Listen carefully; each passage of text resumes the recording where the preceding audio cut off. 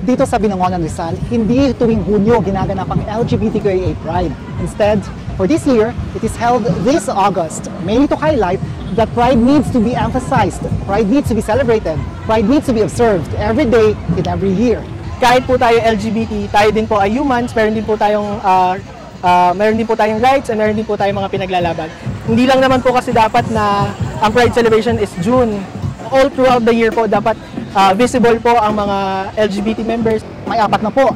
There are 40 barangays in Binangonan, and all of these barangays actually have local LGBTQIA organizations. And yet kahit na they seem to be everywhere, marami pa rin issues na hinaharap ang local LGBTQIA community. Siyempre meron po tayong discrimination. Number 1 pa rin po yan, hindi naman po nawawala. Everyday na nilalabanan po yan ng every members. Hindi naman po nalalayo, siyempre, yung sa buhay-buhay, yung kailangan sa work, yung mahirap lumabas from the closet, simula bata hanggang paglaki, meron pa rin po mga ganyang issue.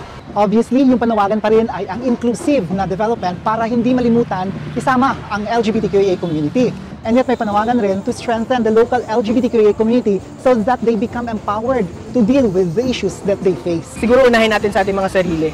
Because yung issues within the community, kung hindi rin natin siya maayos, paano pa kaya yung nasa labas? In the end, yung LGBTQIA Pride ay way pa rin, isang paraan to highlight that LGBTQIA people exist. But it is also now a way to push for inclusive development. And that means including those at the fringes of society, those who are members of minority sectors. Kabilang na ang LGBTQIA people.